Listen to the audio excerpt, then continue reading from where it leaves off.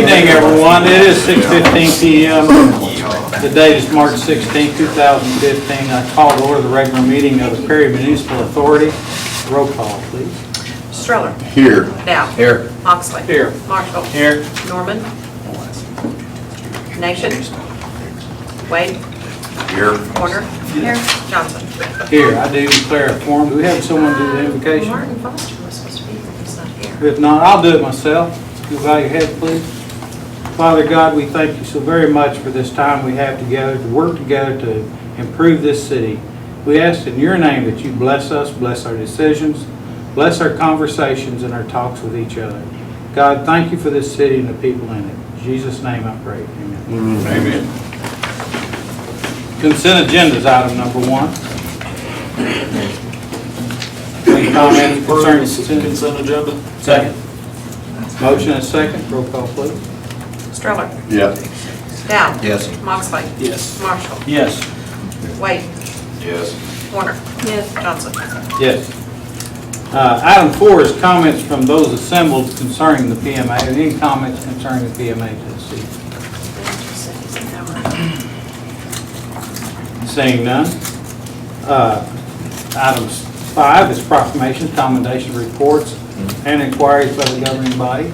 Anyone here need to make an inquiry, please? Seeing none. Item 6. This is a yearly, almost yearly contractual agreement we have with the OMPA. This concerns the Schedule A of power sales contracts between the OMPA and ourselves. Have you read it, and do you need to discuss it?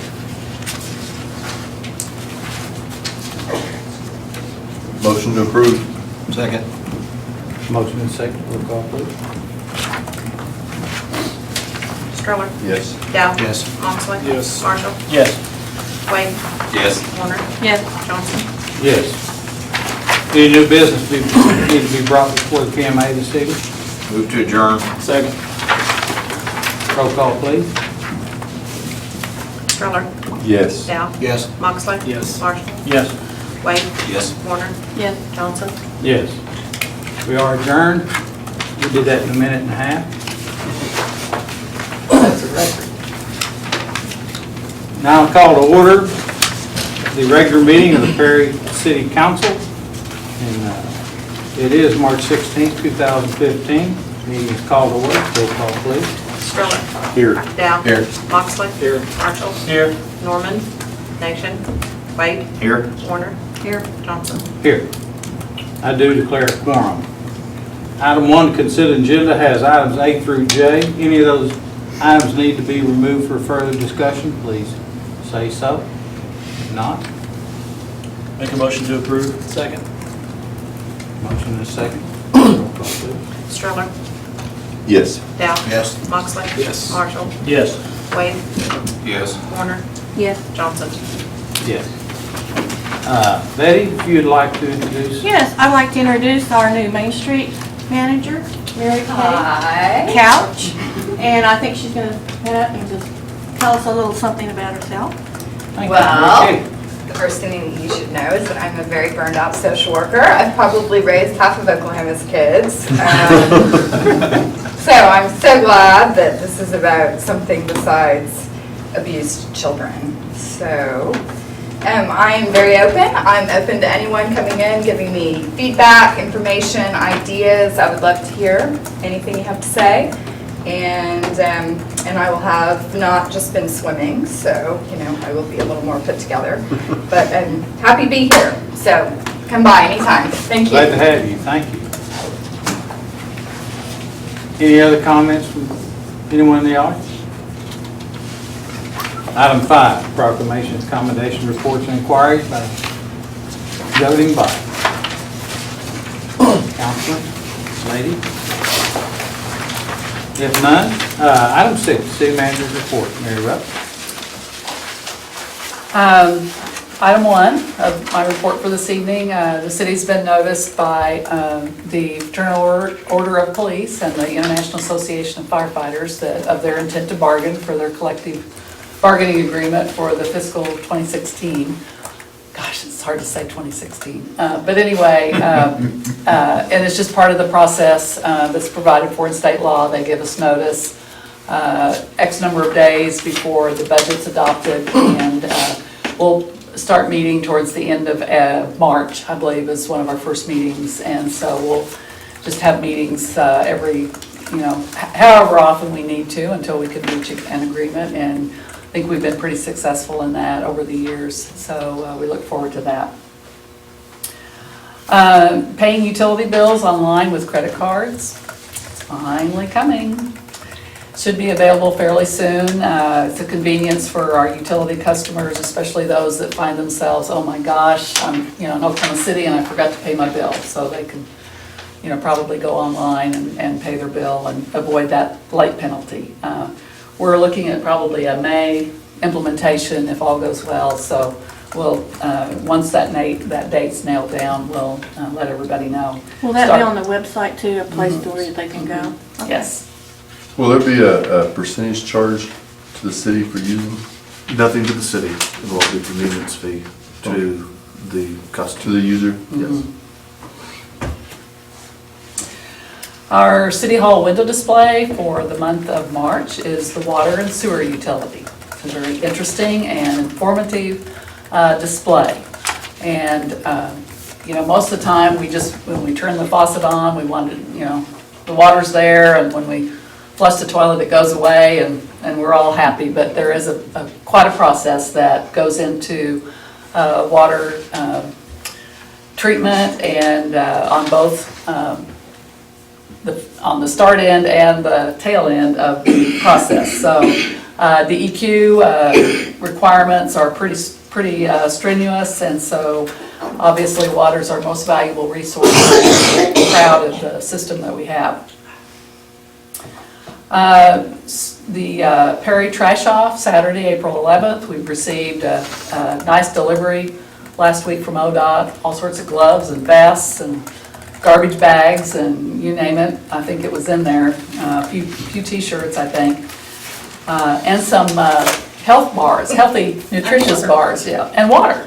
So anyway, we're probably planning about the same as what we've done in the past. People can bring their unwanteds to the street department and drop those off.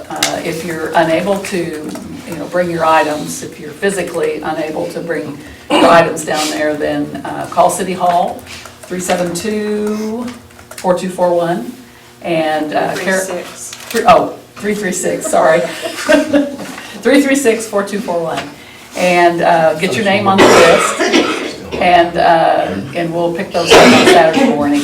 We'll have a special route. We'll go around and pick those up. So we'll be promoting that.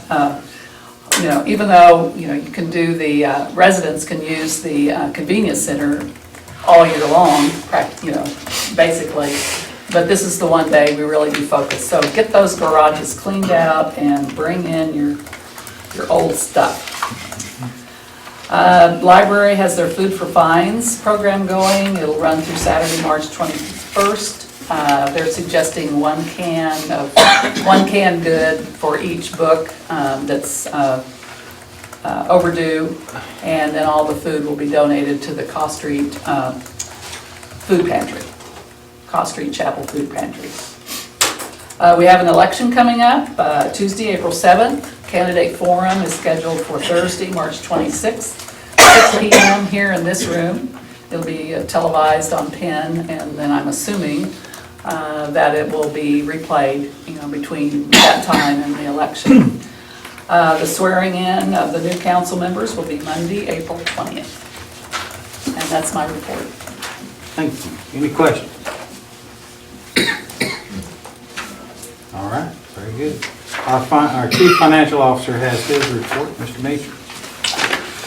Just have your financials in your packet, and as Mary was mentioning, we're already talking 2016 budget numbers, at least starting to prepare for those and get ready. So we are winding down this year. That's whenever you start, 4 months out saying, we're done with this year, let's move on to next year. But that's almost part of the discussions that we have this time of year is things look like they're on track and look like we're headed in the direction we expected, and now it's just gonna be a matter of maybe maintaining a few things to get to the end of the year. As you'll look, if you wanna look at the cash schedule, our cashes were down just a little bit. If you'll remember though, inside the general fund itself, our big expenditures, the reason for being down there is related to the ball funds. We're expending those bond funds out and getting rid of those monies that we had borrowed, investing them in our nice new facility. If you guys haven't driven by, you at least need to make sure you drive by and look at that, because it's coming along. So we're moving forward with that. But other than that, pretty much all the rest of the cashes were in line with what we expected. If you look at the budget versus actual, 67% is where we should be as far as percent of budget. A couple of numbers down through there that might jump out as a concern. All these items have been planned for.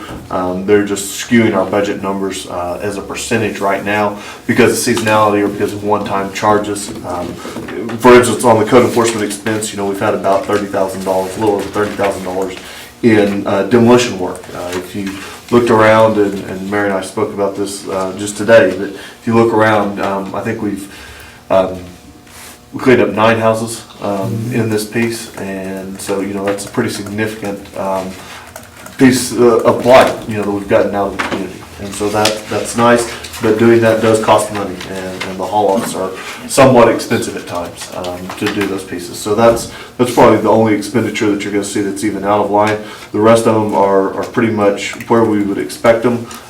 Even the police chief I'll still get him within expected range as normal. So nothing too far there. On the hotel motel tax, you'll see we're down to our lowest collection since 2013, June of 13, whenever we up our rate. That is, this $20,000 is our lowest. It does, however, still cover our debt service payments. So that kind of weighing each other out on that piece. I was talking with Betty beforehand, and we kind of just running out and looking at those numbers, just so you guys know, even if we fall off $5,000 more in that hotel motel tax collection, what we've collected so far in hotel motel tax will be sufficient enough to pay the bonds off over the rest of its life. So I don't think we're going to end up in too big of an issue as Betty's always been watching, but we have had enough time to accumulate now some funds in that piece, and hopefully we'll get a bounce back in that hotel motel rate. But it's on there, and it is one of those items that we'll just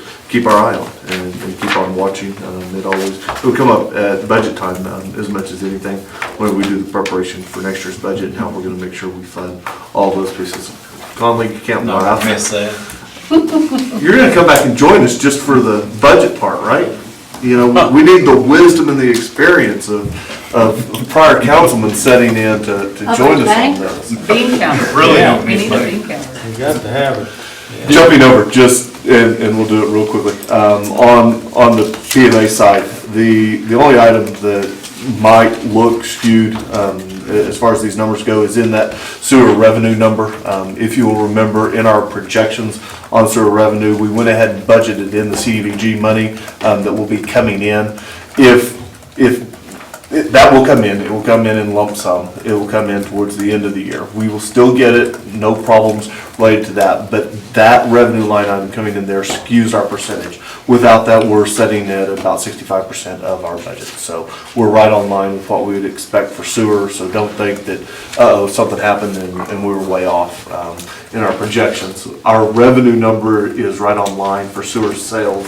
It's the CDBG grant money that's related to the sewer that we're gonna be off that piece. So. Where will the money come for the Perry Lake Road? Will that be coming out of ours? Money, right? When we get down to talk about the Black Bear pieces. But where will that come from? I mean, what's, We have that item on the agenda. We can talk I know, about I was that. just curious where are we It's getting? 100% local. Okay, I'm sorry, I jumped in. I was just wondering, what part of our budget does it come out of? Without some state appropriations and without some other funding directly to make this happen, and grants available to us, it will come from grants, is what I'm gonna tell you. Yeah. Right now, from our operational dollars, I don't anticipate very much, Okay. if anything, coming out of our dollars. Maybe the 10% final number if we have to, but we're talking maybe $100,000 at that point. But are We would take that out of general fund. is where Are we would take gonna that out. buy land? Do we have to buy some land around there too?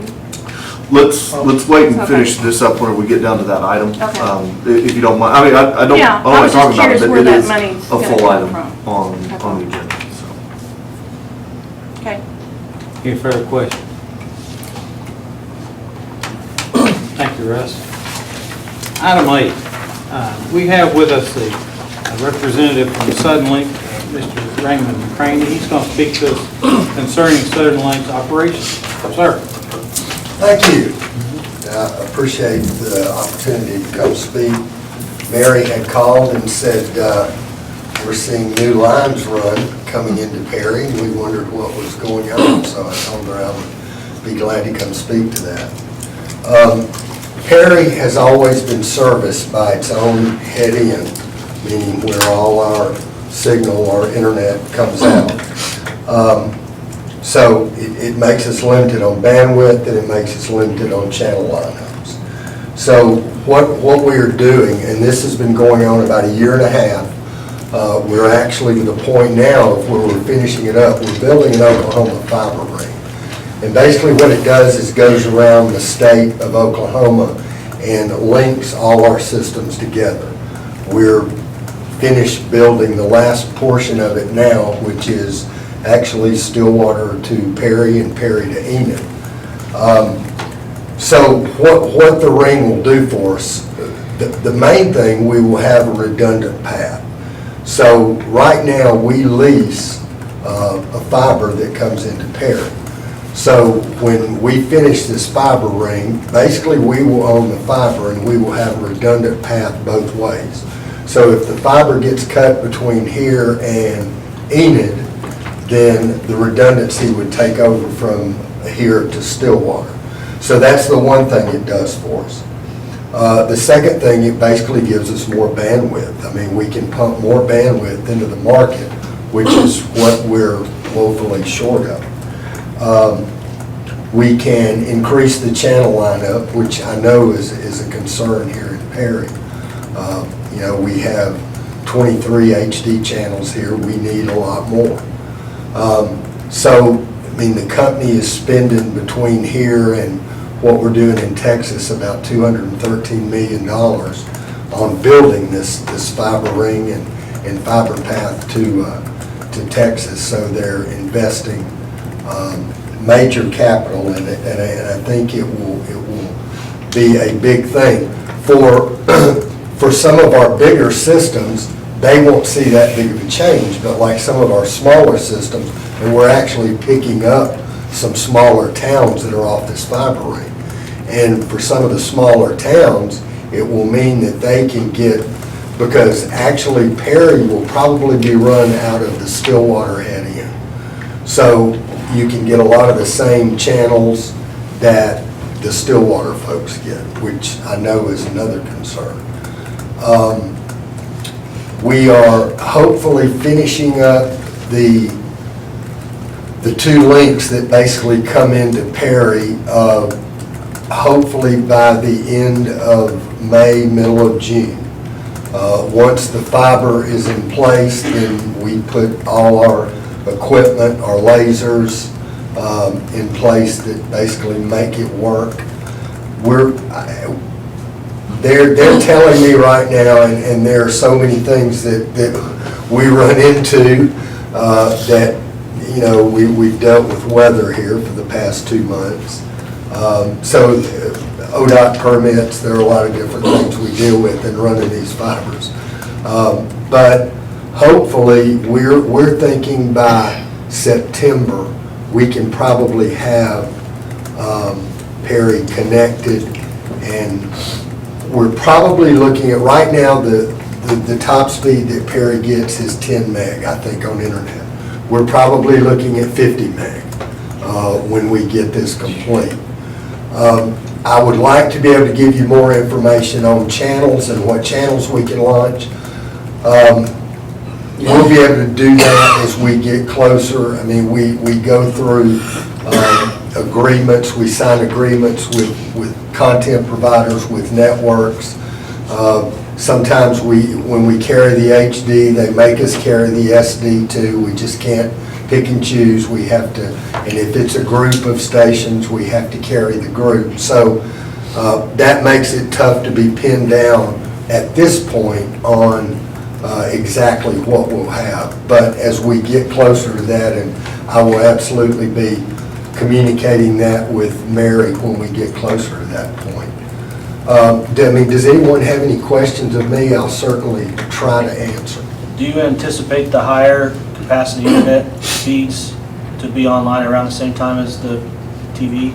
Yes, yes. In fact, the internet, I mean, really the internet could be quicker because we don't have to we don't have to sign contracts with networks for the internet. Once we hook it up, it's ours. It's So that could be tomorrow then, right? You're Tell you what, I want the 50 meg. I can't wait till I can call St. Louis and say, this fiber ring is done.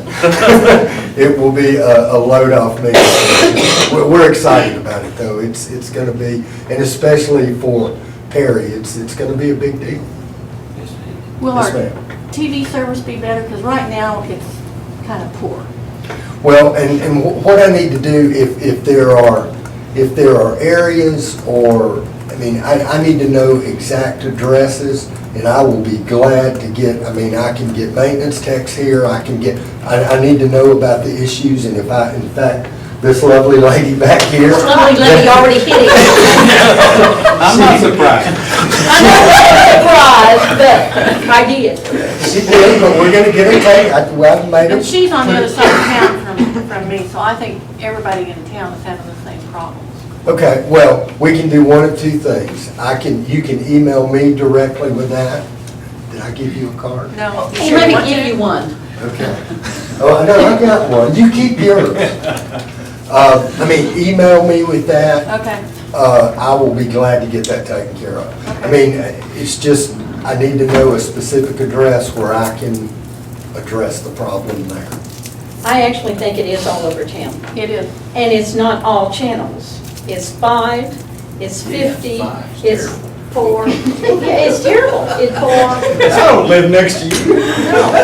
No. See, Pretty you much say we got these all HD, channel five. you say we have HD channels, 23 HD channels? Well, the HD channels are just duplicates of other channels, so if you get the basic package, you're getting the same channel twice, basically. Right, you get the SD version and the Yeah. HD version, And, correct. and on my TV, the only channel I actually have a problem with is 5 and 105, which is the same channel. Okay, right.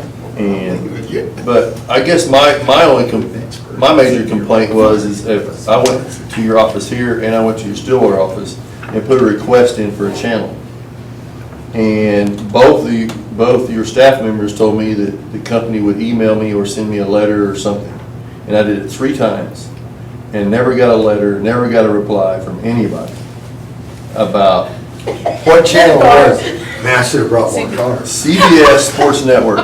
And the reply I got from your person here was, we don't have enough requests for that channel.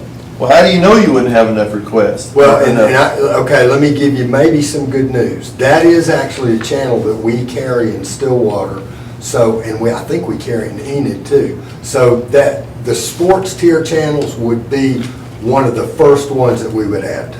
Because I mean, they're obviously the most requested.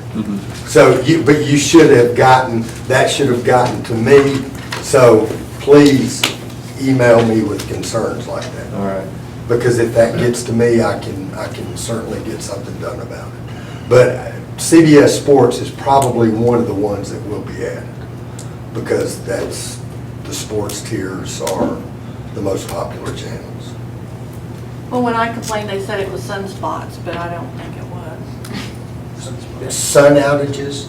Well, we go through sun outages. I can address it. It's about 3 days, 4 days in a year. So, I mean, that wouldn't be a long term. Yeah, this is all day, every day. No. And A lot of sun here. And when the sun outages happen, actually, they only happen 3 to 4 minutes. So Well, that, these no. are like a whole weekend. Okay, email me, please, email me. And your then sometimes we have a picture but no sound.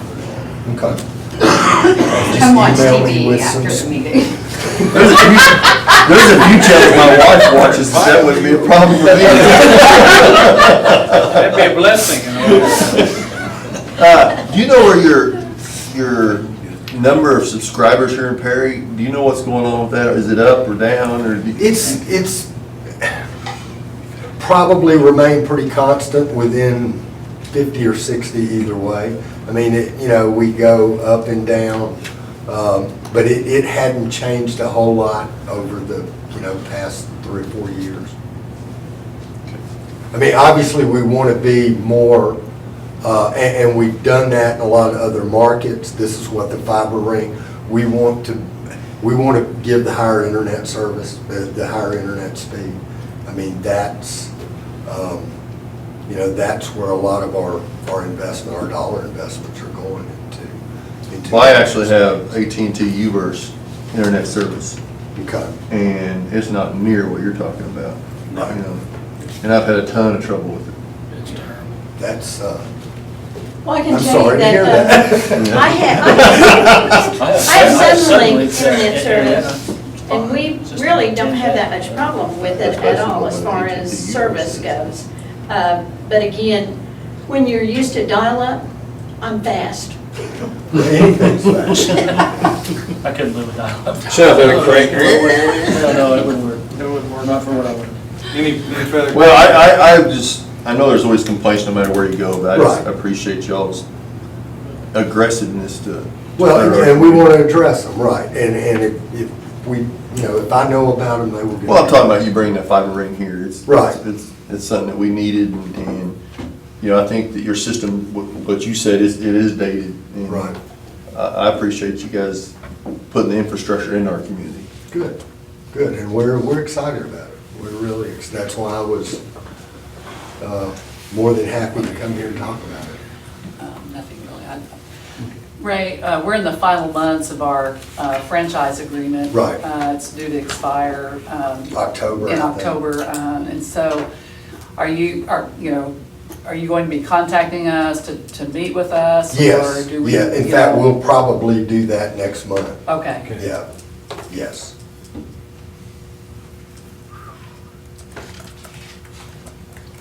Thanks for coming in. That it? And listening to. Oh, that's what I do.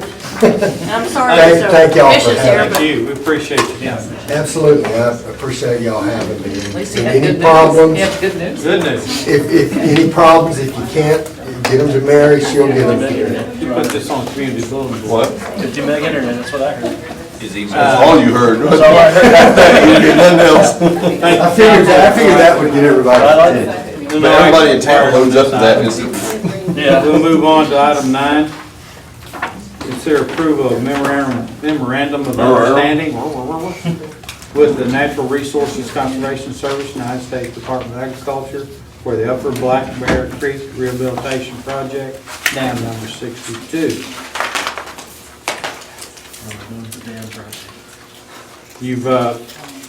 I know you didn't go through the memorandum so much, but if you glance through it, it's the same one we had in the past. We have added Noble County.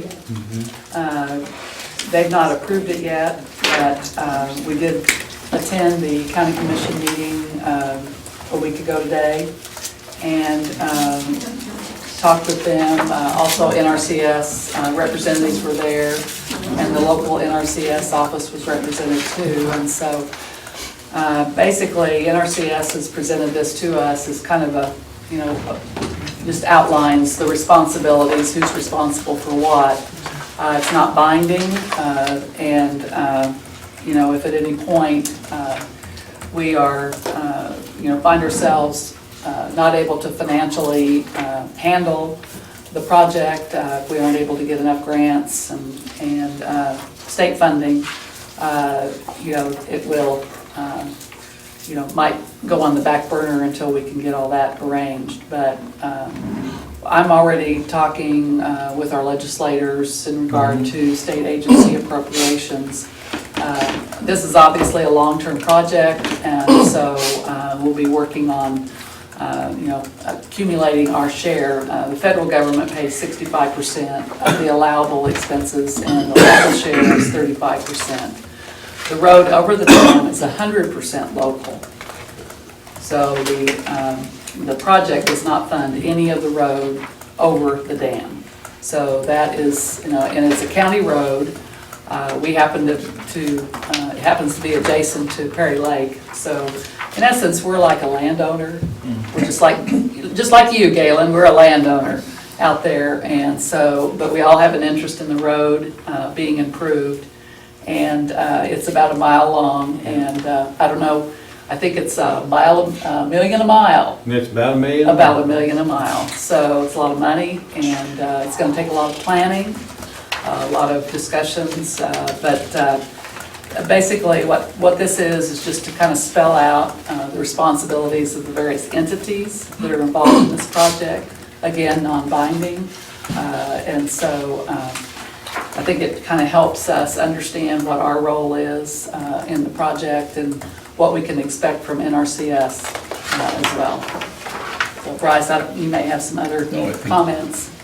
Well, I think you addressed it. I think my concern is, I think it's all right to approve it, but my concern is where you make the statement about it goes on the back burner. The way the government works, that money is only gonna be on the back burner for so long before it goes somewhere else. We're never going to have a better opportunity. 65% funded by the feds is a pretty good amount. And the state agencies, I believe, are on board too, but we just have to work through the system to get their, to get their appropriations to cover our share, so. Well, again, and the things that were added to the MOU was that there's no guarantee that the funds will be appropriated from us. Right. Correct. Not yet, anyway. So by approving this, we aren't saying we will do this, it's just saying we understand the. We understand the cost. Right. I just want everyone to understand that the government's not gonna sit there and have a savings account just for us. There are a lot of these projects all over the country, and Yeah. so if it doesn't go to us, it will go to someone, so. But we need the water. I mean, we need to, for the future, we need that Yeah, the water. project needs to happen, so we Yes, just it have to does stay need on that. top of it and make sure that we're ready to do something. And Whatever that is, because Our I know that. engineer is doing an analysis of the intake structure for NRCS so that they have that as far as that information available. They're pretty much on, I think they're getting, if they haven't already, I think NRCS is getting ready to award the engineering services agreement for this project. They've been through the process. They're actually contracting it out because they don't have enough engineers on staff to do it in-house like they do a lot of times. So it'll be a major firm that will take this on. Do you have any idea what it's gonna cost us to buy the properties around there? Has We're not- anybody looked at that yet? We I don't think- have any idea of, what property would be required, if any. Well, it says in here that any additional properties, the city has to pay for that. That's true. It If says we that, need but it. we're not for sure there's gonna be any additional properties Okay. required. The engineering work's still being just kicked off, right? So Right. until that's done, you wouldn't know what properties need to be acquired or not until we know what the engineering looks like. But you're a realtor, you know basically what real properties out in, are going for per acre, so, 3,000 an acre, yeah. And up. you know, Mine was higher than that. depending on. who Smaller wants to sell tracks it. usually Yeah. are more expensive per Smaller acre. tract, Yeah. the higher price. But where would that money come from? I mean, where would we take that money Just out as of? we just now discussed, You said grants, but. grants and state appropriation. If it doesn't, then. I mean, it we have won't our happen. work cut out for us, I would say. But it's a project that, we're being presented this opportunity and. Well, I think it needs to go forward. Yeah.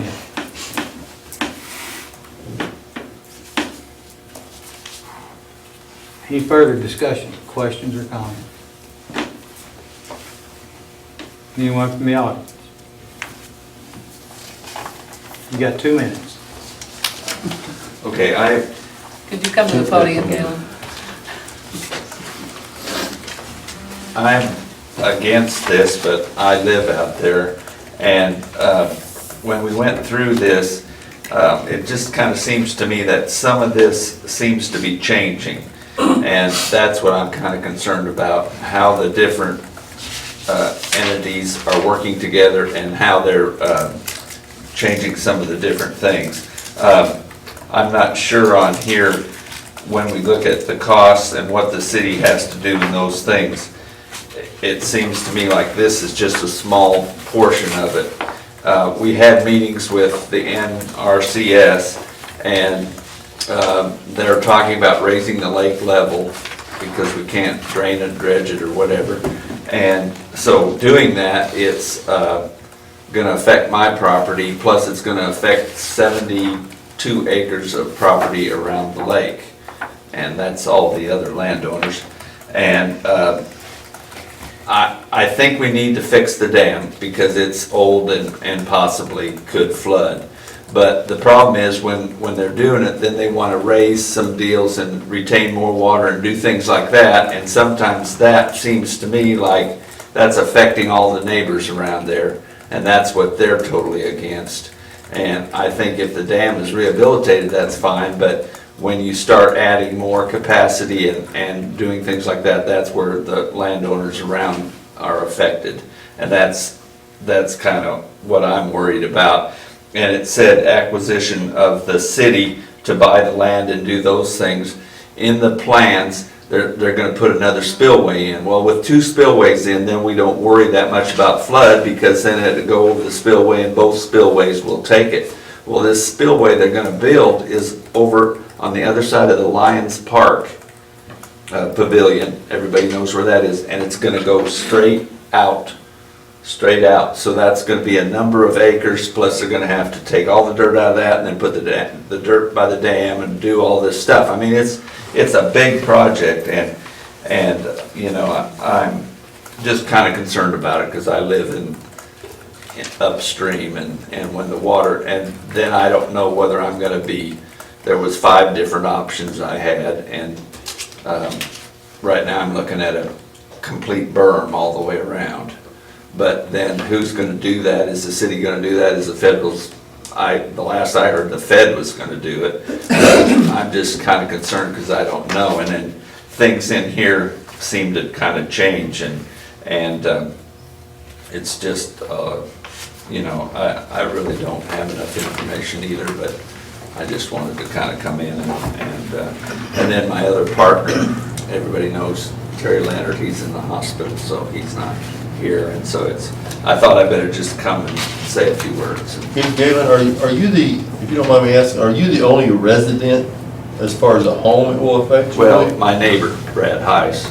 Oh, okay. And then the rest are farmland, all pastures and things like that. So, I mean, you know, if they put a berm around me and my house is protected, I'm fine with that. But the thing I don't like is raising the water level. Now, that would be fine, but then they're going to raise the dam, raise the water level, and raise the spillway. If the spillway's low enough, then that doesn't affect me. But when it went out the spillway last time, that's when it was all around my house. If they raise the water level, is the water will be over the county road there at your house? Right, they'll have to. So they'll have to do something with that, either raise the road or, I mean, from the sound of things, they're gonna do immense dirt work. I mean, and that's costly, but, you know, with the federal government, they can do what they wanna do. And if that's in the plans, then that's the way it's gonna be. And so, but that's just, you know, some of the concerns I have, and you never know it, you know, like you say, if you can't get the money, it's mute, but if you can, you know, then proceed. The way I look at the feds have just now, they haven't even contracted with anyone to do the engineering work, and the guessing engineering work they did, no one preliminary. I think it's even prior to preliminary myself, because no one agreed with it, even on their staff, with what they'd come up with. You talk about 2 spillways, and everybody goes, holy crap. Yeah. You know, and So we don't know, we really don't have a clue what it's gonna look like yet. I can guess that it will raise the water level. I was not for them raising the spillway elevation because of the people who live around there and how we see the water is now. But that's up to the federal designers and the engineers they contract with as to what that dam looks like and what the spillway looks like. So we're all in the dark really as to what it all looks like. We can all guess. I think we need to wait till we see at least a set of preliminary plans and for discussion and open meeting for everyone.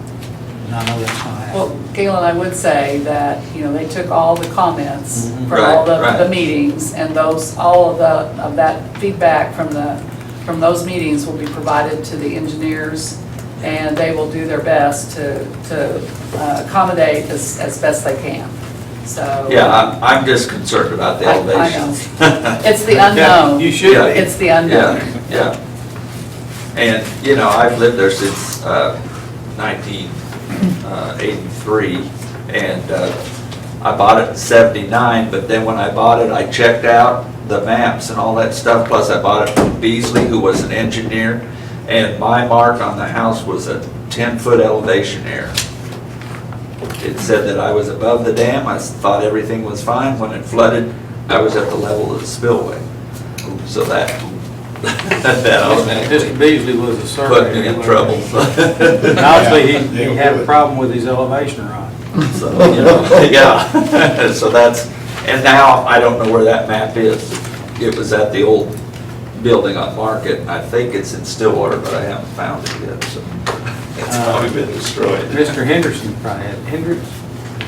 Yeah, I don't think he has it. I asked Sam? him. Yeah, I think he's got some information on that, especially what the spillway elevation is. Yeah. He's got that, we have that. Well, then, the spillway had been overtopped with blacktop, so that raised it another 1.5 feet, so it was No, high at the not that time, so, much. I could have escaped all that, but then I had to bring it back down to grade plan, and when I asked the engineer how far, how close are you, 6 inches, a foot? He said, no, a 1/4 inch. I said, a 1/4 inch. So then that's when they went back through there, took out all the stuff, and that's why it's so rough down in through there, because they dug it out, patched it. But, we're in a period of drought now, so it's not a real problem, but, Well, we really appreciate you coming. okay, thanks. We need a. I'll make a motion to approve the amended MOU. Second. A motion and second. Roll call, please. Stroller, Yes. Down. Yes. Moxley. Marshall. Yes. Wade. Yes. Warner. Yes. Johnson. Yes. Item 10, I asked this be put on there just because of the blighted condition that I see around town of a lot of mobile homes that are sitting in some lots, or on some lots. And I asked why are those like that and why there's so many like that. And it comes from a ordinance that we put together a few years ago that says there will be no mobile homes moved into the city limits, period. But those that are grandfathered in can stay there. Well, I'd like to amend that with your thoughts and your input, to where a person who's currently living and owns a mobile home and living in it could replace the older mobile home with a new one and still be under that grandfather clause, instead of having the condition we have on so many of them. Now, there are some that are being used for rental property, and this does not include those. It's those that families are living in, or individuals are living in. Why can't they buy a new home and move it on? Has there been requests that you know of? Not that I know of. I think, because I was on the council at that time, I think it was because we had some people that were very much against mobile homes in Mhm. town. And that was a way they figured they could slowly get rid of the mobile homes. And if you do this, you're not going to get rid of those mobile homes. Well, we're not getting rid of them anyway. They're living in them to a condition they're unhealthy, to live in. I actually wish that somehow, and I know that the purpose of this change that past council made, but I really wish there was some kind, we could have a really nice mobile home park in this Perry. Because I think it would be a benefit to Perry. I mean, that's just my belief, but I don't know how to govern something like that. Well, you know, the official Really mobile home nice. park we had down south of the boundary, and it's even further south of the boundary over near 11th Street, south of the railroad tracks. That is no longer a mobile home park because we don't allow them in the city limits. And of course, it's not as nice a one as we would like to see either. That's pretty bad. Yeah, it is. Now, let me ask, Our drive maybe by this is a every question for Bryce. How do you determine what a mobile home is? It's defined in our code. The three types are mobile home, manufactured home, and modular home. Each one has a different definition. The mobile home normally has a tongue on it, has a steel structure under it. That is all removed normally. Sometimes it's not removed and placed on the lot. Sometimes there's a sloping roof, sometimes not. Mm-hmm. You know, manufactured homes have now gotten to the point where they look like, you know, they look like almost normal homes with you know, with siding on it. Modular homes are, of course, you know, even more expensive than regular homes. The Victorian, I think that the Victorian one out here on the curve. Yeah, it's a modular. Yeah, that's a modular home, which, as you're coming It's in. right just east of the veterinary office on that side street. Oh, yes. We haven't had. Frazier's. Yeah. Frazier's. Yeah. Used to be. Because I remember that being put together, so, and currently, you know, you can have it, and you can have a mobile home, manufactured home in RG districts, and only after use by review here. Use by review, notices go out to folks within 300 feet, there's a hearing before the planning commission. What'd you say, what kind of home? Mobile manufactured home, you know, I mean, that's where it kind of slides, you know. Probably a manufactured home would be the one that would be, you know, quicker to be approved, but it takes, you know, the notices go out and neighbors can come in and they have to tell you exactly what they're gonna put there. And then, you know, it either gets approved, then it gets sent up to you. We haven't seen a lot of those. We did it first, when we first passed that, and we haven't seen a lot. You know, the rule is, under the ordinance, that everyone that had a mobile home at the time the ordinance was passed can keep it there. And it becomes a non-conforming use. It's no longer permitted in that district by right. But if it gets removed, or if fire burns more than half of it, Or if it goes on our dilapidated structure or if list. if it goes on, you know, we've been tearing a number of those down because they are dilapidated. I think what the mayor's getting at, and really the dividing line is 1995. 1995 is when HUD came out with some standards and they identified the problems with the wiring, and post-95 homes as a group are much safer than the pre-95 homes. And so I think what the mayor's saying is there's a health, safety, welfare issue here, not only for the residents inside the home, but the residents, or the people locating around there. Of course, the flip side of that is just what Commissioner Warner said, and that is the purpose of creating it as a non-conforming use is that once that one's gone, it's gone. And because we don't want to continue those parts of the neighborhood without a use by review. You hearing. said So- there's a threat, so go back to the threat. What's the Well, threat? just pre-1995, the wiring and mobile. And that doesn't exist for someone who rents? Yeah, it's the same thread, yeah. Oh, no, it's the same thread. It is the same. It's the Okay. same thread, Just wanna make absolutely, sure it's the same we're thread. same thing there. And the way this is set up, this is for persons residing, it of course can be structured However, and I didn't draft a regulation because let's see if there's any interest. And then it gets sent to the planning commission and they're gonna work it over. If that's something what the city council would like to see, we would try to come up with something, with some variations and see, have a hearing, you have to have a hearing, and probably put notice out in the paper and get comments. Well, and one thing that I'm kind of curious about, you say a new mobile home. Is that a brand-new mobile home? Well, the Or is way- that just a newer? No, the way I drafted it, I was talking about a new mobile home. And it doesn't have to be that way. You know, newer would work too, but, Newer as in what? Newer than you got? slippery slope, yeah, exactly. 1987 compared to 86? And this is, Too much variation. Right, no, And no, this- I agree. And so the way we drafted it here was new. I mean, you'd have to show that this thing never been and tagged this is the problem anywhere. I see with it, because I've looked at mobile homes, because we have an acreage outside of town that I thought about putting one on. Those things are expensive. You can build a house for what a new mobile home costs. So, you know, I don't think this is gonna do anything because they're not gonna get rid of that, especially if they're using it as a rental property. They're not gonna put a new mobile home on it. They're not gonna take that one off.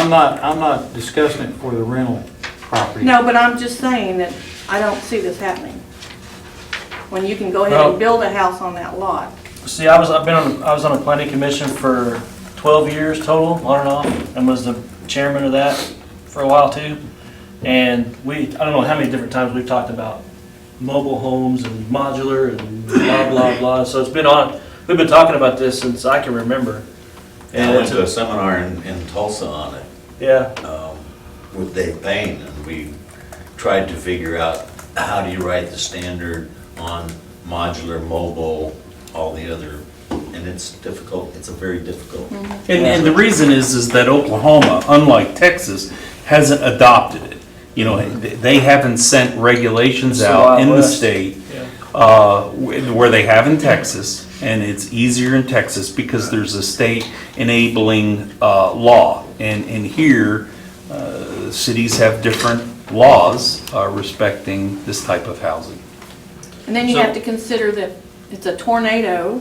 If a tornado takes that mobile home out of there, it's liable to take the house next to it with it, you know, or, Yeah, we Go have through the ordinances about windows tie or- downs and things like that here, but yeah. still it's. All we're asking for here is for the planning commission to investigate this, right, and see if they can come up with some workable. I just wanted you guys to consider, giving these homeowners, not these leased landlords, but homeowners who, Well, each one of them will be a use by review anyway, correct? Well, it would not be as, It won't be? it would not be as this is written, because they are already non-conforming there. The way this is written, there's no use, use by review, we do that now. We do that right now. But if you they put know. a new one on there, they'd still be non-conforming, right? It'd still be non-conforming. You'd have a right to do one new structure, but it would not be, because, everybody would get a new mobile, they've been used to the junky mobile home. They're getting a new mobile home, perhaps with brick and tied down better and all of that. But no, there would not be a use by review. You could do that now. it'd be a permit It would be a process for the permit. city, to where we would know, one, what they're putting up there, and if it's new or not. If it's not, then no permit and not allowed. Of course, the planning commission would come and put something together that could make it whatever we want it to be. Uh-huh. So, I think all Gordon's asking for, I don't want to put words in your mouth, but I think what I'm reading into this is that you're just asking for us to have a chance for them to go look at this again and see if they can come up with something. Yes, I'm I just I'm all want council for, support on that. I'm all for that. I mean, I know right now, housing is exactly, we aren't looking for, we're not running out of places to put new houses here. People aren't lined up around the block, so maybe nobody will take advantage of it, but it's another Well, opportunity. if we can improve that lot that's there now, that has an old. A lot of empty lots. Yeah, No. well, on an empty lot, that'd be different. But, I mean, if we can change the look of that lot with the trailer on it now, to something better. Chances are, no one's ever gonna build a house there anyway. Well, I'm just giving people an option. Yeah. And if they don't want to move away and they want to stay where they are, and they want a new mobile home, we're given opportunity to do that. It's not, But some people may like where they're living, they don't wanna leave, you know, and that's their home, you know? So This is only where existing mobile homes are at today. that's correct. No, So no does it- new lot, no new lots covered with new mobile. would- Most of them are on the south side of the tracks anyway. Not really. No, They're all over the place. they're everywhere, it's close. There's probably a It's couple kind of a hundred. shotgun effect. Yeah, right around town. We wouldn't want to entertain the idea of putting a mobile home on an empty lot today? Right. Right. Well, you could with the use by That's review use if by it was review. RG. Yeah, If they the, if still the request- neighbors didn't complain, Right. if the planning commission. Go said, through the okay. On the laws the way they are right now. That's still available now. You can right now, if it's an RG zoning district. But the people that have a trailer on this lot right now, Mm-hmm. they have to live in it, if they don't want to go build a new house, they have to live in it till it is Right. dilapidated. Right. And then they gotta move somewhere else. If it's already there, you're improving the situation. So you're just swapping them out? Yeah. I'd be all for them investigating that. It sounds like. I would like to make the motion that the planning commission investigates this issue and comes back to the council with a recommendation. I second that. Motion and second, roll call please. Stroller, Yes. Dow, Yes. Moxley, Yes. Marshall, Yes. Wade, Aye. Warner. Yes. Yes. Thank you, Council. Yeah. Item number 11, discussion of resolution 2015-04 of the City Council, City of Perry, Oklahoma, creating a Perry Affordable Housing Incentive Program, AHIP, establishing its purpose, providing for 2014-2015 appropriation, or otherwise directing the terms of its implementation. This is something that Mary and Bryce and I and others have talked about. As you read in the background notes there, and that it is a $10,000 inducement for developers, for homeowners who want to build a new home to do so, and through a fund that we would put into our budget, we would pay them a cash value at when it takes occupancy or turns owners of $10,000. I'm probably responsible for, well, I am responsible for this, No problem. for this item. So, you know, if you hate it, you don't hate me. But. Sometimes it's hard. Sometimes it's not hard.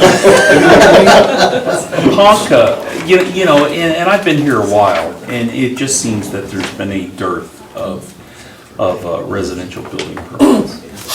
And yet we do have residential lots, you know, which could accommodate homes. We have infill lots, a number of places where we've done demolition, and you know, those lots, to create those, very, very expensive.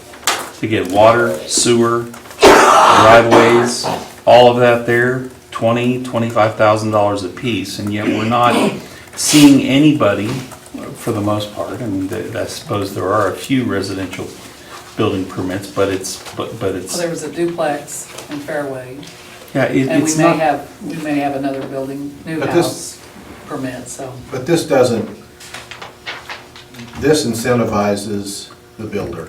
And it doesn't ensure in any way, that $10,000 is passed on to the consumer. Yeah. To the person building the house.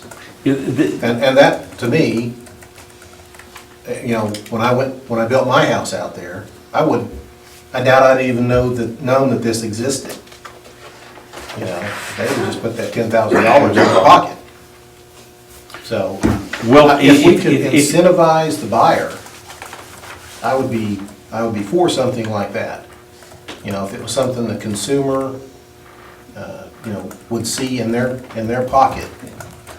You know. Clayton, the issue we're having right now is getting even somebody interested in finishing up developed ground.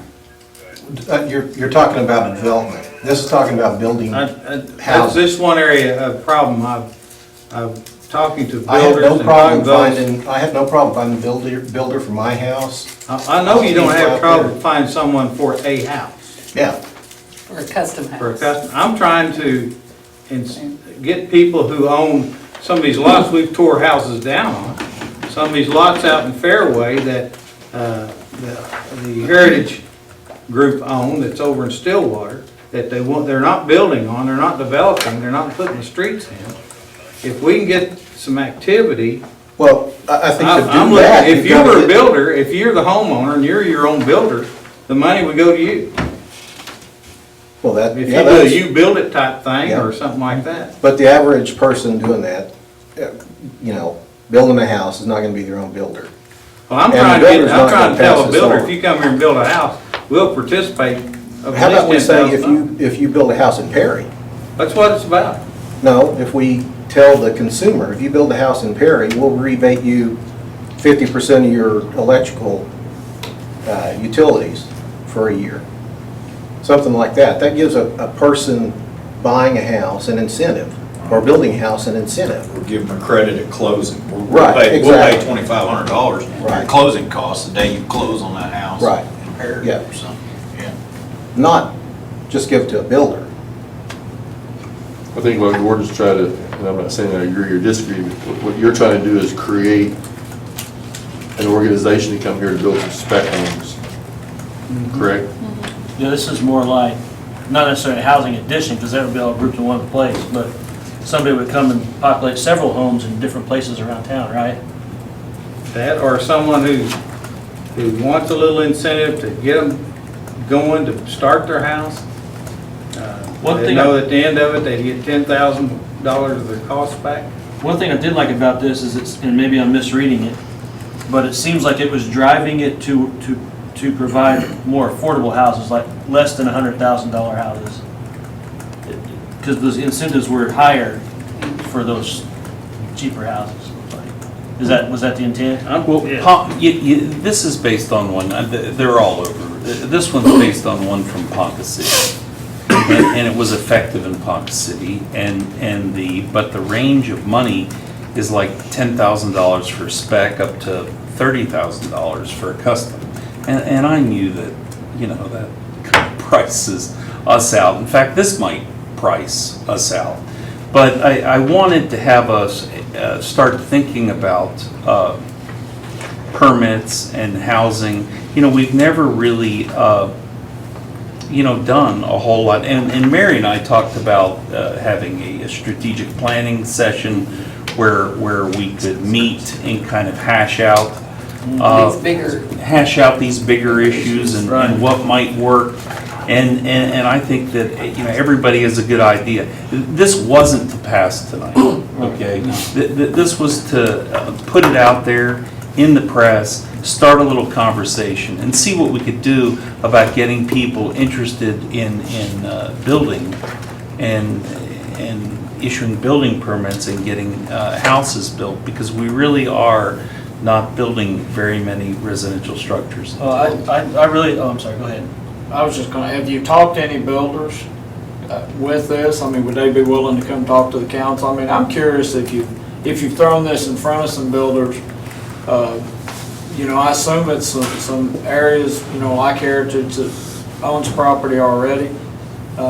What kind of interest that draws to them immediately about how many houses would you be willing to build if this did pass? I'd be interested to hear from some of the builders of what they would do if this did pass. Most of your houses cost around $100 a square foot. And I've taken builders before to try to get them to come here, and they said they need at least 5 houses. They need to build at least 5 houses. But they can't afford to just sit on them, to build them and sit on them. But they need 5 houses so that their plumbers come at one time, and their builders and their framers and all this. They can, that way, if they have at least 5 houses, they can afford it. That's the way the history of building in Edmond went. Yeah. I worked for a consultant, we developed subdivisions, and if you were a builder, when you come in to buy a lot, you could only buy 6 lots. That was the lowest amount you could buy in a subdivision. And I think the problem you're gonna find out is whenever we tear down these houses, those are little bitty lots, and most people do not wanna build $100,000 home or 1,000 square foot. for 1,000 square foot in those neighborhoods, okay? They don't wanna be next to a $30,000 home.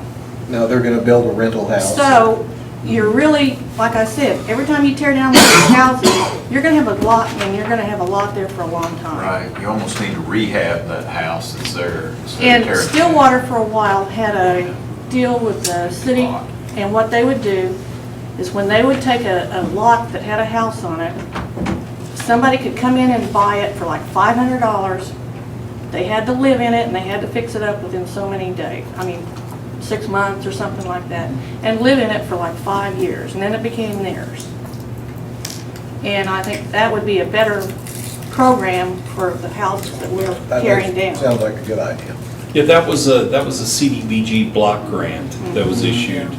And, because Enid did the same thing Yeah. at the time, and I don't know whether those still exist, but that would absolutely be something to look at. Well, when it costs us Yeah, sure. $7,000 just to tear down a house, and we can sell it for $500, we're saving money. I think it's something to look at if Yeah, they're, if that they're gonna gives them- rehab it and stuff. That gives people an incentive to, And if there's a time frame to That's like the rehab. house over here they sold. I don't know how much they sold it for, but now somebody's gonna go in and fix it up, and we'll have a rental property. We won't have a vacant lot. Sold it for $1,000. See? we have to take some action to get that to happen. So, Well, that's what they need to do. yeah, I agree. Yeah, because we had that discussion about that house that night, and I still think that a house on a lot is more likely to provide housing than a vacant lot will be. Oh, absolutely. Yeah, if you can get the owner. I'm all for getting rid of to the do eyesores something with too, it. but, Yeah. so it's one of those balancing acts. Well, what this was for is to, it's a discussion I had with Bryce, and just to open up some discussion and look ahead to try and find out some incentives to get some development kicked off again, get some houses started again, whether it by an individual building one home or a builder wanting to build 5 homes. I think it's important to look at this. If we're gonna move forward. I think one of the issues that we face when we're talking prospective businesses or existing Perry businesses, if they want to expand, is where's their workforce going to come from? Because there's really not any housing. There's, maybe some rentals, but maybe not affordable. There may be homes for sale, but they're not in the price range that they need. So, businesses are concerned about where they're going to get their employees, future employees. If they do intend to expand or grow their business, that's one of the things that they have to consider. And it may not be a house that you would live in, Well, that's. but, there's people out there that need a roof on their head, and if that's all they can afford, that's what they need.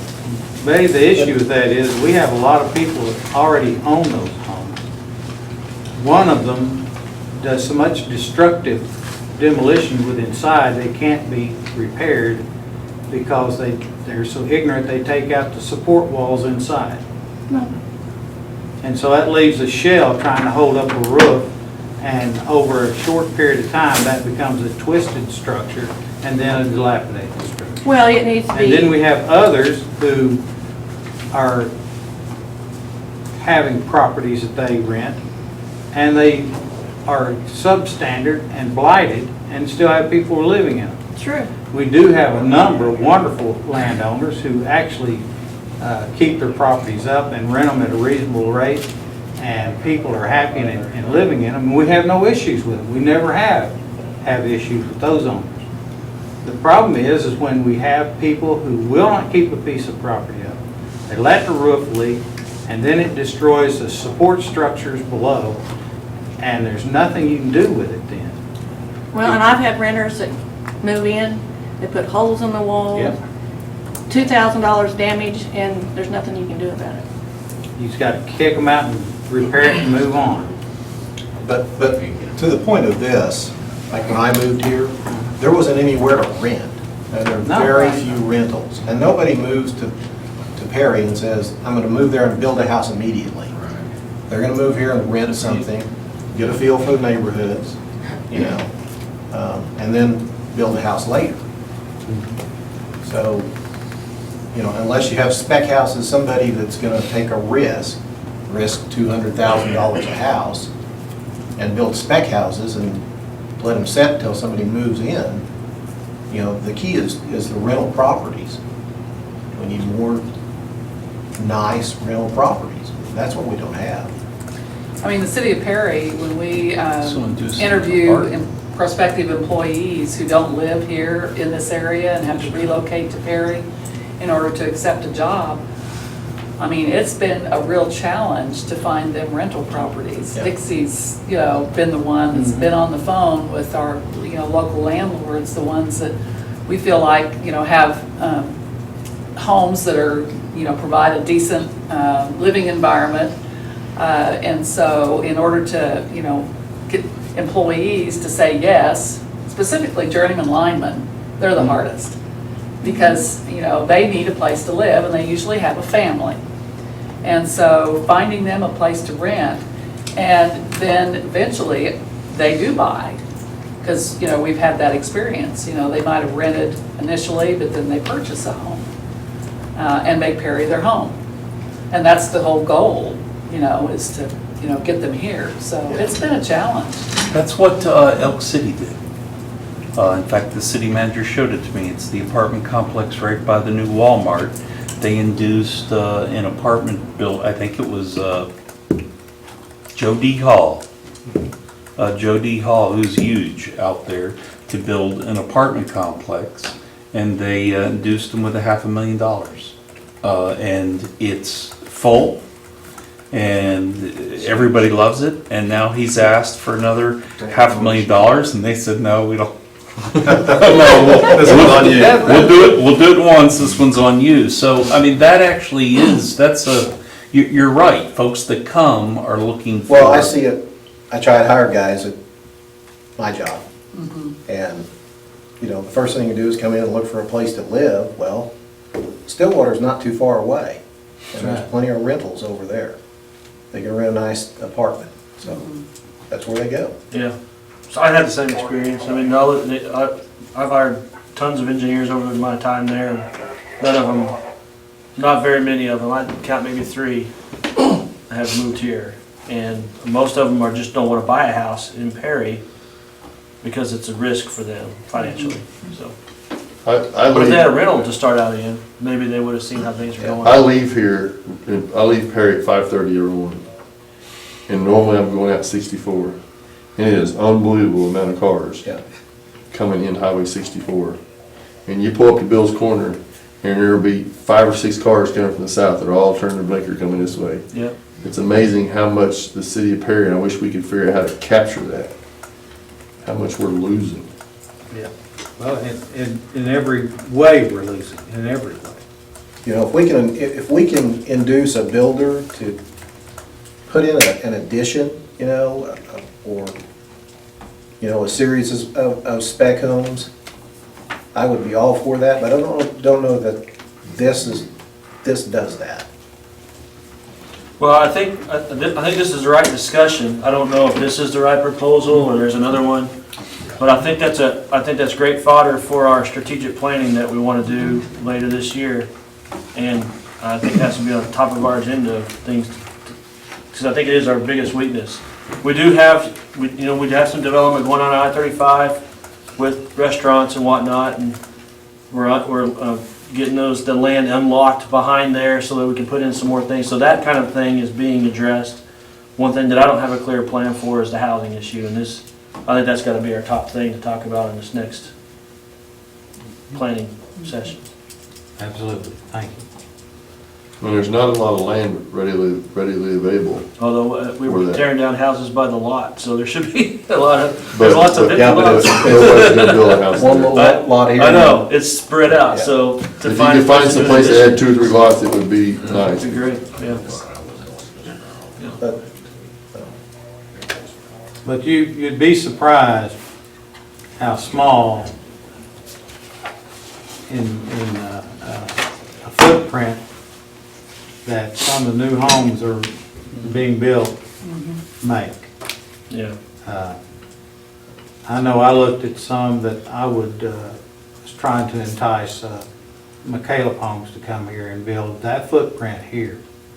And it is a great home for a couple, especially a retired couple, because it's small, 2-car garage, and a house that's 1,100, 1,200. The biggest one was 1,400 square feet. And they have a subdivision full of them, and they're all sold. And I've known the McCaleb family for 40 years, and I know they don't do stupid stuff because they're still making money. And that's one of the things I'd look at it to replace something we tore down, is take one of these 50-foot lots and place that new footprint on it, and it works. Our lots are long.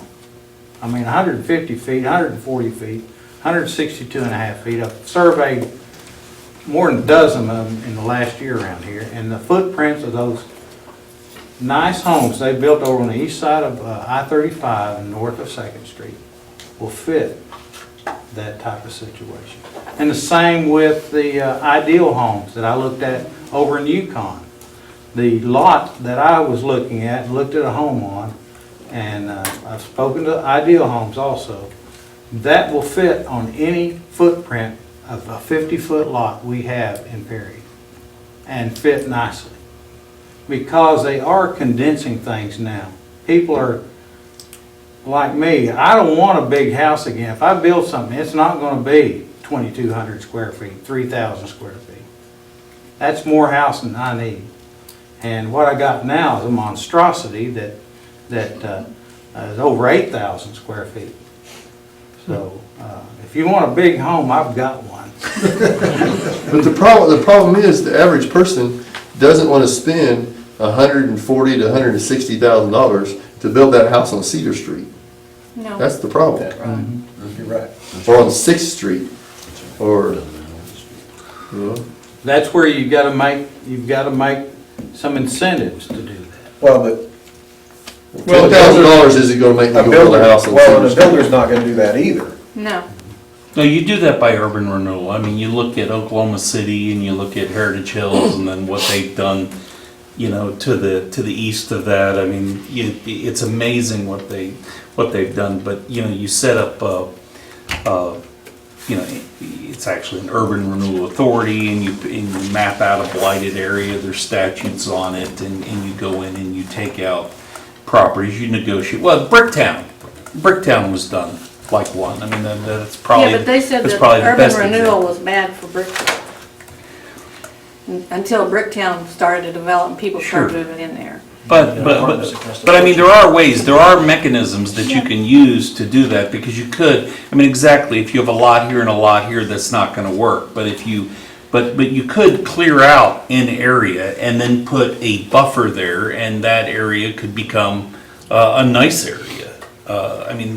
Whether you do it as a commercial area or a residential area. Yeah, I mean, it can be done, but it's, you know, it's all money. The interesting thing is the apartment complex, because I imagine, you would say that if we had nice apartments, you could rent. I mean, you could rent every one of them, right? I mean, don't you think? If they were affordable, yes. Which is at what price? I don't know, 400 maybe at the most. Well, the I have the people that- duplexes out there rent for $700 a month, yeah. Yeah. Some of them higher. I think Yeah. there's different sizes, but yeah. But I have a Are rental. they always full? Oh, I think they're all full. I think there's one empty right now, but I think it's because somebody moved out. But I have a rental house right now for 400 and I've had some calls on it, but they don't want to pay that. All right. I mean, you've got to have something for, you know, the workers to live in. That's what we're looking at. I work with Habitat for Humanity, and their problem is getting somebody who's qualified to live in that house, you know? And that's a problem too. Yeah, I think Perry does have that situation where there's lots of people that are right in the middle. That's why my ears perked up when I read through this, because it kind of incentivized people to build those middle affordable houses, not the bigger ones. But if you build a new house, like you guys are saying, if it's $100 a square foot, you got a little shack for $100 grand. So how do you get that dollars per square foot down? Or you got a really nice house next to a dilapidated Yeah. structure. I mean, nobody wants to do that. Well, you can't resell it. That. Well, I mean, I don't think we're gonna solve it tonight, right? So, Nope. but we will, I think that is something we gotta keep on that It's a good strategic discussion. plan. Good discussion. But it is a plan for our strategic planning. Yeah. It'd be a good bullet. No action. I didn't argue that, so, no action. No action needed. I think we have that consensus. We need to move on to item 12. Amen. Through discussion, thank you. Consider approval of payment, or pay application number 1, amount of $53,205 to Craft and Reynolds Construction Company on a sanitary sewer replacement project. Move to approve. Second. Motion is second. Roll call, please. Stroller? Yes. Dow? Yes. Moxley? Yes. Marshall? Yes. Wade? Aye. Warner? Yes. Johnson? Yes. Item 13, consider approval resolution 2015-05, amending the trust indenture of the Oklahoma Municipal Retirement Fund. I hope y'all didn't try and do like I did, read through that thing. I tried, but I really, to be honest, I didn't. It's really, it doesn't have any impact on No, Perry it because doesn't. ours is a defined benefit plan. Yeah. So it really only impacts defined contribution plans and then the custom plans, so. Move to approve resolution 2015-5. Second. Motion is second, roll call, please. Stroller? Yes. Dow? Yes. Moxley? Yes. Marshall? Yes. Wade? Aye. Warner? Yes. Johnson? Yes. Item 14, consider offers from Unison for easements on cell towers located at 400 Call Street and 101 North 15th Street in Perry. Consider interest of PowerPoint, take action deemed appropriate. Did y'all try and read through all that? Yeah. Yeah. Okay. Do we need explanation or discussion? Question? Is this what the other guy was talking about last time? He wants to buy our towers, is this it? I have a question on that. There's more companies that are interested Yeah. Oh, than just Unison. Yeah, I'd If like they to see buy it, that. Yeah. what I'm curious This is a is, good place to compare This to. is a Russ talking point. Yeah. Well, we interrupted. Betty, go ahead. if they buy it, can they buy them and tear them down? Or will that be in the contract that they have to remain there? Oh, they will remain there. I mean, they're They're gonna gonna have get an income easement. from them. They're gonna try I'm to just saying, what if sell. a company thought, well, I'll just tear them down and I won't have so much competition maybe? Would they have that opportunity to tear them You're down? sneaky, aren't you? That wouldn't be a very good business decision. You mean a competitor to? Yes. Right. Take out your. Well, actually, the one on CAW does have a provision, it's a first option, first right of refusal. So the existing tower owner does have the opportunity to make a proposal to the city, and they probably most likely would, exercise their option. Now, that's on the CAW, the one on CAW, but the one on 15th, I don't think has that, that provision in it, so. So they couldn't resell it then? Well, the current, Crown Castle is the current owner, and they, they would purchase it, I mean, they're there now, and they would most likely exercise their option if they had the opportunity. But that would require us going to go out for bids, and that's more than likely the only way we're gonna know what the real interest is until we, go out Yeah. and solicit proposals. But is that something we could put in the contract that they're They can't resell it and tear it down or anything like that? Once they own it, can they do anything they want to with it? Well, they have a surface easement on it. Yeah, I mean, our rights would be to take the lump sum cash that they gave us. Our control point would be over. They would then come in and try to market that and put other antennas on that. And if they got that done, we'd get 70% of the revenue from that. Yeah. Now, I spoke to John Pestle, who's kind of the authority in the country on cable issues and on cell tower issues. And the first thing he asked me is, well, why do you want to sell it? Can you make the income that you're currently making on the cash that they're going to give you? And if you just take $200,000 at 1% interest, it's like, no. I mean, that's real short of what we're currently making. And he said, exactly. The only people that really want to do it are families that have kids that want to divide up the money and don't want to take the monthly deal, or if you're demoing a property, there's an old school building on it, there's also a tower site, we'll come in, sell the tower, and then before you sell the school, and then sell the school. If you've got a property transaction, you do it that way. And I said, well, they're talking about there's going to be towers cut out, and we could make a killing. And he said, do you have a BS meter?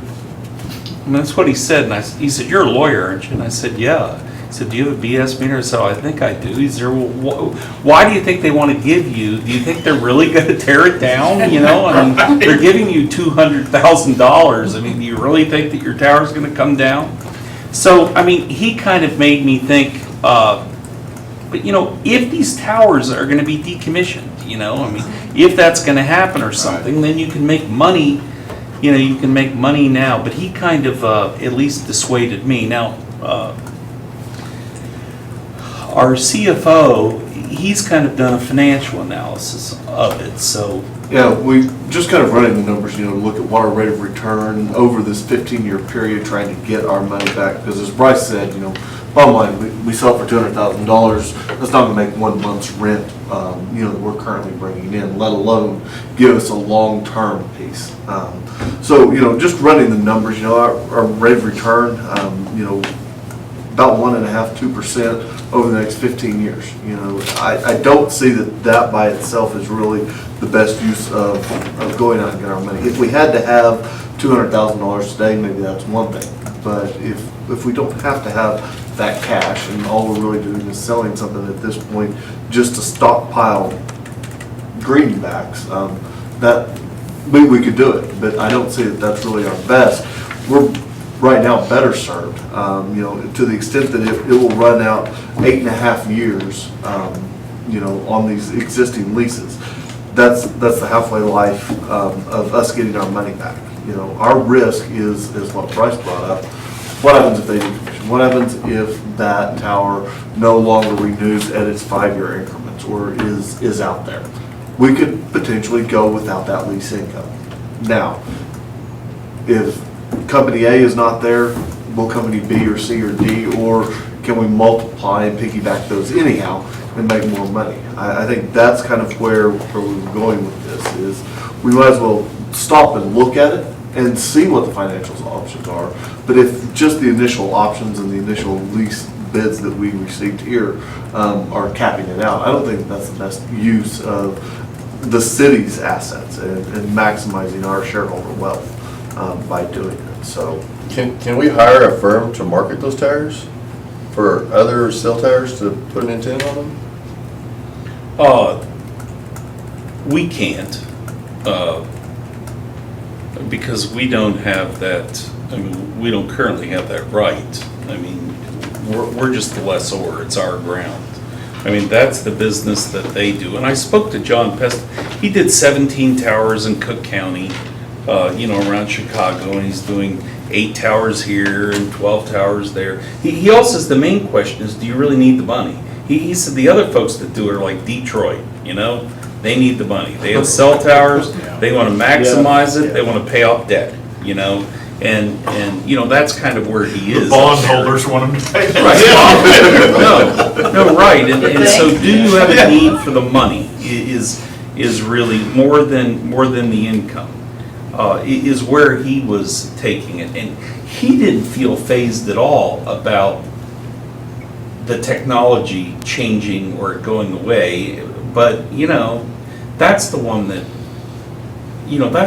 concerned me, you know, iPhones, 2010, you know, and look how everything has changed once we start transmitting data and all that. And, you know, are they gonna do towers, or like I've talked, are they gonna do? Are they?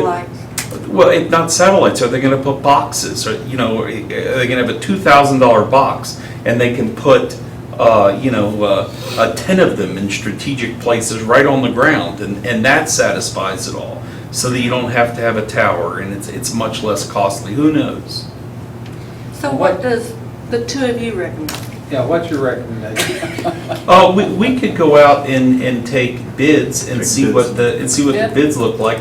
Crown Castle, who has the option, would probably make us I mean, they would let us know what the number is. Are and we could bring that looking for back. bids for a rental fee, or are we looking for No. bids to sell? No, it would be a lump sum sale, and then then we'd also want to look at their ability to market. I would like to look and see, who else have you done this with, and what has your ability to put on Because new that towers override and revenue is where we would, Yeah. potentially where we would make the real money. Revenue sharing. On this deal, yeah, a Yeah. revenue sharing situation.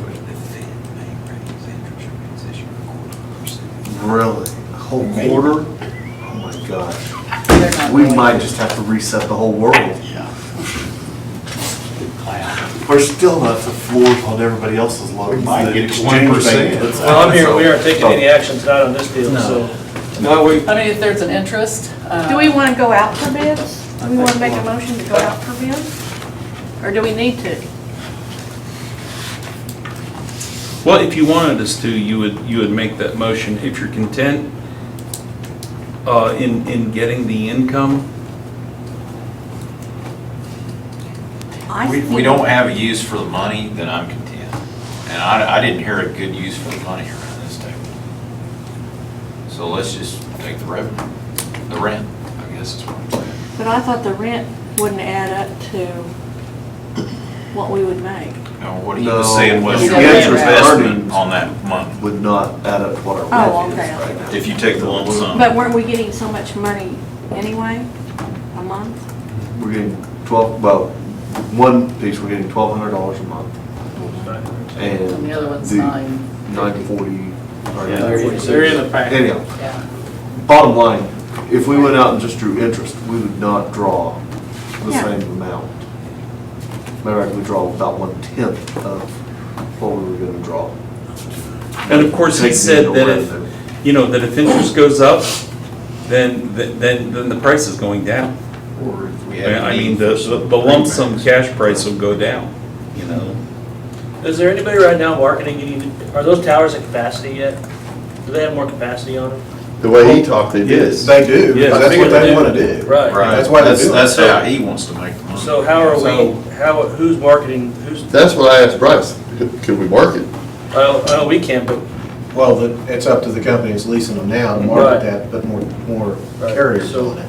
So what can we do to help them get more stuff on that tower?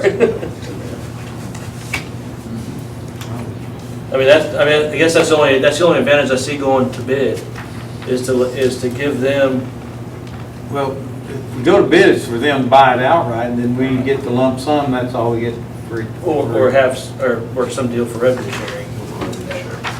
I mean, it'd be beneficial to AT&T to come in and say, I want that tower exclusively. I'll pay whatever it takes, you know, I mean, that's how the That's business the only way I works. see us getting any extra in, is if we were to bid it out and have a sweet revenue sharing deal or something. But other than that, we can just sit on what we got. Because right now, it doesn't look like they're doing anything, Doesn't cost you anything to go out for bid. so. It's a nice little revenue stream. I mean, a little over $2,000 a month that we bring in right now. I don't. Then have to every bring 5 in years, for nothing. there's an adjustment, Yeah. either CPI or there's an adjustment to Right. the amount. When does it due up for next review? I think it's a while. We just signed one? We just had did. one. We just had one, yeah. Now, from time to time, they come to us and they say, well, would you like us to tell you what we pay you? And Mary has to sign a document which authorizes it. Will you allow Mary, when they bring them forward, let Mary sign them and then we'll bring offers to you? Yeah, what was that said again? Well, initially, the council authorized, after Steve Gregory made his presentation, then the council authorized staff to negotiate with Unison. And so, but there's been other companies that have come forward, and I've not, Since I don't then? feel like, yes. And I don't feel like I've been authorized, by the council to really give them authorization to give us a proposal. So I've kind of, I've held off, because I just, I didn't feel like, I thought maybe that was taking it a little So is that farther. what you want from us? Well, What kind of costs are involved We in could bring going you out for bid? Is there offers if anything, she did it. are we out anything if we ask for bids and then don't take any? Just out of No. curiosity, just to shop the market? Then I think we should at least look at what they have to offer us. Okay. And the current lease, No? does it have an end date? What's the term? Well, there's two different ones. What's Yeah. 35 years? You read them. Yeah, one of them. One's 45 years. Oh, Yeah, they get 5-year increments and renewals for up to 9 periods on one of them. And they're in their second of that one. And the other one, I don't remember what it's 40 years, 35 years, 40 years. I mean, they're long. Easement term. 15-year 50 guarantees year. on them, Yeah. on most of them. 50 year. That's I make a easement motion, term. we go ahead and let it go out for bids, and let's see what there is out there to offer, not that we have to take it. Second. A motion and a second See what happens. to request proposals What for happens is we don't take it. bid. You know, I get rejected. I didn't want her to write that. Right. might be worse. You got it? You got it? I I got think it. she's got it. I think we. Yeah, I Go, got let's it. go vote then. Call. Stroller, Yes. Dow, Yes. Moxley. Yes. Marshall, Yes. Wade, Aye. Warner, Yes. Johnson. Yes. All right, item 15, consider approval of request for proposals for ambulance billing and collection services and set a date for receipt of proposals.